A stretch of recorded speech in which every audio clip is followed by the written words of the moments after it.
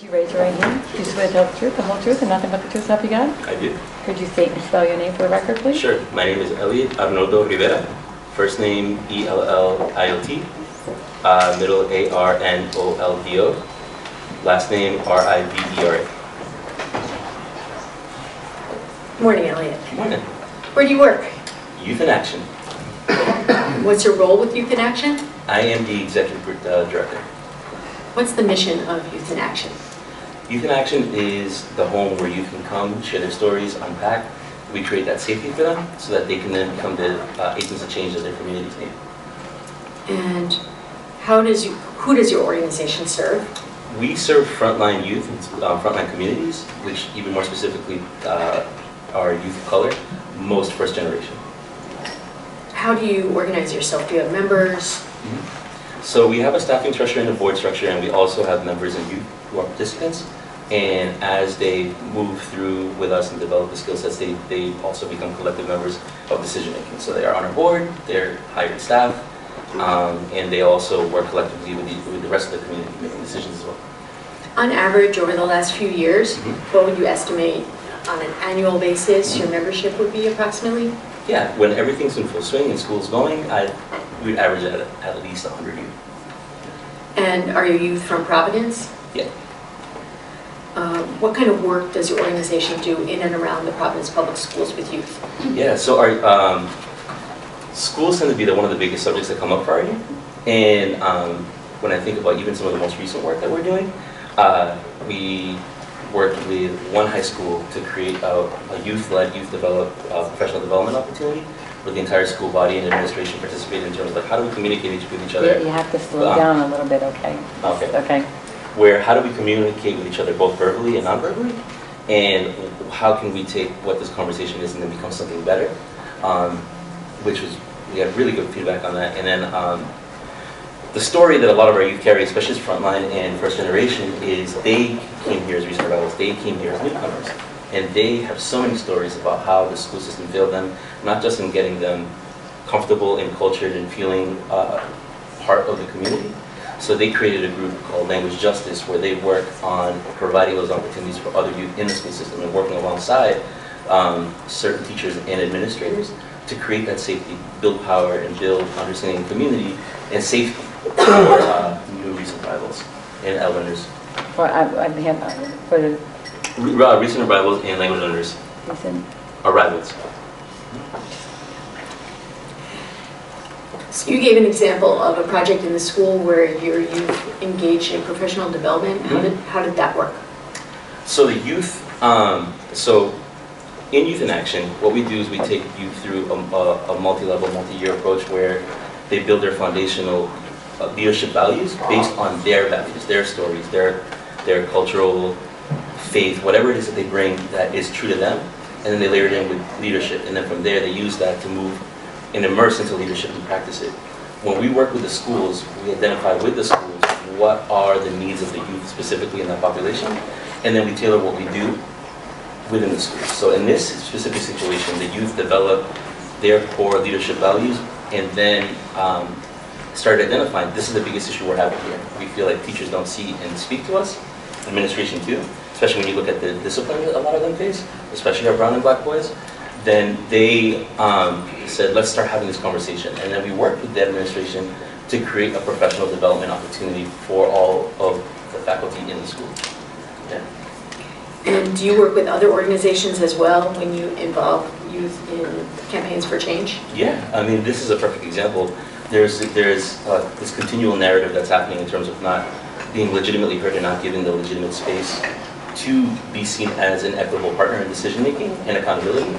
So we partnered up with a lot of the organizations, especially the ones that signed on to what we're doing today, but all the other ones that are here in support, to create that space for youth to have an equitable place, an equitable seat, and deciding what happens to them in their lives. And you're aware that the commissioner has proposed a takeover of the Providence Public Schools. On behalf of Youth in Action, did you request to be party in the show cause hearing? Yes. And why did you ask on behalf of Youth in Action to be in the hearing? Yeah, one of the things that our youth say all the time, and it's kind of a model that they live by, is nothing for us, Nothing about us without us is for us. And it's one of those things where we've had conversations, there's been community forums, there's been all these things, but an actual legitimate opportunity to be seen as a partner in deciding what happens to them in their day-to-day hasn't been presented. And then that creates a sense of unsafety on what's coming. Are you concerned about the work that you're doing right now in various campaigns if the proposed order goes forward in its current form? Yes, so and I think that's why I'm sitting here today. I think that there needs to be a more clear opportunity in terms of what equity for youth and families look like. And this is something that's not coming from me specifically. I'm the adult in this space who's leveraging my resources to amplify the voice of youth. And I am asking the decision makers at this current table to take that same chance, to provide that same equitable power so that they can have a stake in their own life and what's going on. Are you asking the commissioner not to do a takeover? No, I'm not saying that. So what are you asking? I am asking that, so this train is leaving the station, this train is going, it's going full on. Instead of saying, meet me at the next station and we'll talk there, I want to make sure that youth and parents have a seat on that train. Thanks, Elliot.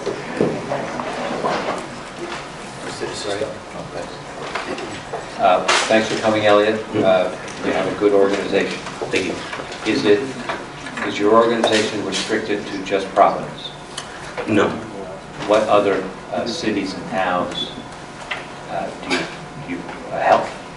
Formally, Providence is the only one. Informally, we've had some youth that come from, we had I think one youth this year that's coming from Pawtucket. So we've had some consultation with Woonsocket and even some light conversations with Central Falls, but most of our work is predominantly in Providence. Okay. And you have 100 people? Minimum, yeah, on average, yeah. And of those 100 individuals, they're all students in the Providence school system? Mm-hmm. With the exception of maybe one. All right. Yeah. Is it your position that the commissioner will not have the interests of your organization? No.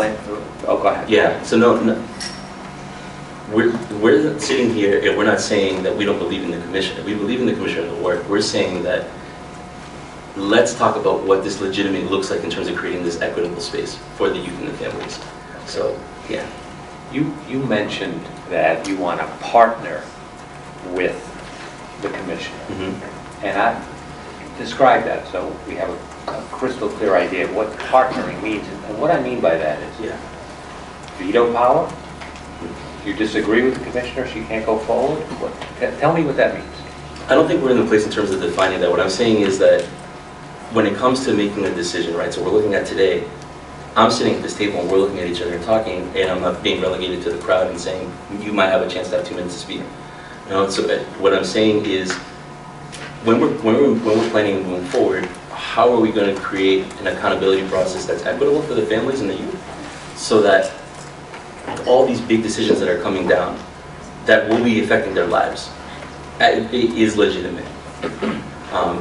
This is an excellent opportunity for us as a community and us as decision makers to create that equitable space that hasn't happened. And when we look at, we're here because what has happened hasn't worked.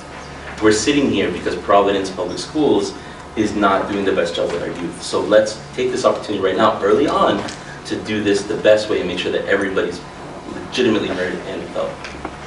Elliot, do you subscribe to, tell me if I'm wrong, that there are multiple layers of bureaucracy in the school system now that makes it impossible, makes it very difficult to get things done?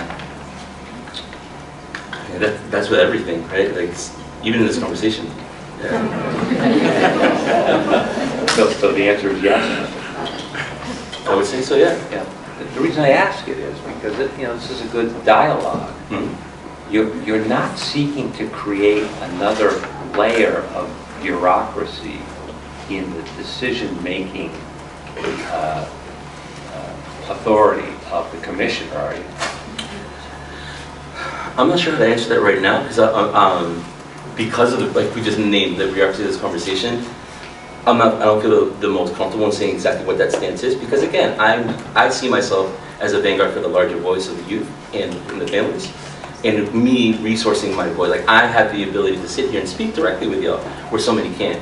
So I don't really want to say what I want and what we want. I think that's part of, let's get to the table and then we can discuss that collectively, because this is all should be done collectively. Do you represent, you feel you represent the student body in Providence? You have their interests? I believe so, at least for the youth and Youth in Action. I've been asked and I'm representing them. Youth in Action, though, is a small group. I'm not talking about the larger population. What makes you think that you have their interests? I'm sure you have great intention, but what makes you think you have them? So my belief, and I would hope that the representation, the constant struggle that I hear in terms of not being heard, not being felt from our youth, from youth that aren't part of our program, and youth that aren't part of any of the programs that are here, over a decade of working with youth in the school, in different school systems, in this school system, regionally, nationally, and hearing the same story. I think the narrative and all the research shows that this is something that's not new, and this is something that really we're digging at something that can easily ask and find out. I think any population wants to be part of any decisions that are made for them. Help me now. How would you change the proposed order to reflect what you want? It's not about what I want. It's not about me. It's about the youth and the families. So I don't want to say that right now because I'm not the person making that decision. Okay, that's very good. So do you have any suggestions of changing the proposed order now? I think it's about creating a very clear accountability process where that can be held beyond just forums, beyond just let's get together in a big room and talk. Because what the youth have feared is when we look at some of the community forums that just happened or opportunities for focus groups, we were invited to be part of something within a less than 24-hour turnaround. That feels scary, that feels unwelcoming, that feels unsafe. So what we've seen already creates kind of like an alarm. So we believe in the commission in this process, and that's why we're asking and we're having this conversation this way and not another way. I'm happy you stated that. That's a good way to end for me. Thank you.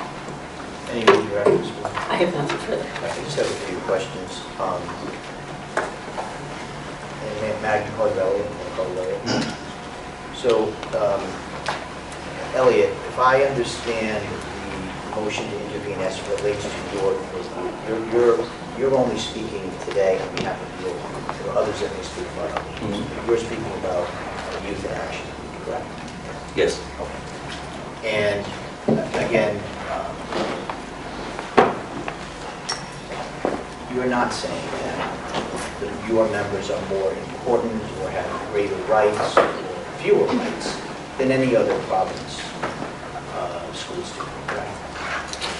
No, we're saying that if anything, we're trying to be gate openers and not gatekeepers. Like, that's what we're trying to say. But you're asking for party status. You want your group to have a different status than just the general population of Providence school students, correct? We're saying that's, if anything, that's the first step. Our doors are not closed to whoever we define as our members.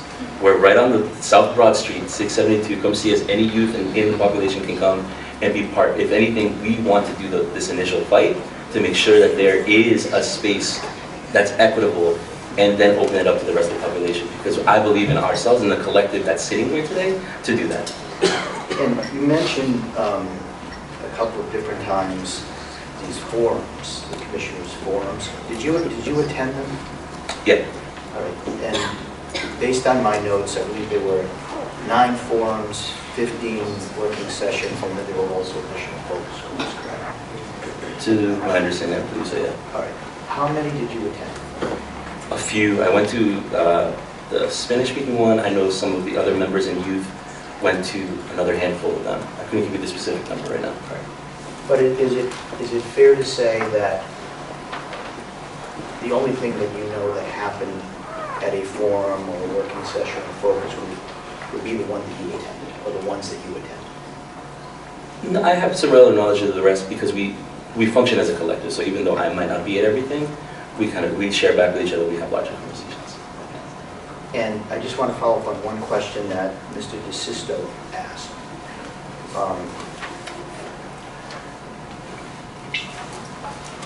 Today, if I understand this correctly, today you asking to be a party, you do not have a specific recommendation about how the order should be changed. Is that correct? I think the recommendation is to make sure that there is a very clear accountability process that youth and families can participate in.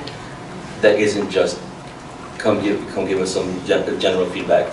This is how you are legitimately part of the process that's going to affect one of the biggest aspects of your life. Thank you. Thanks. You have any questions?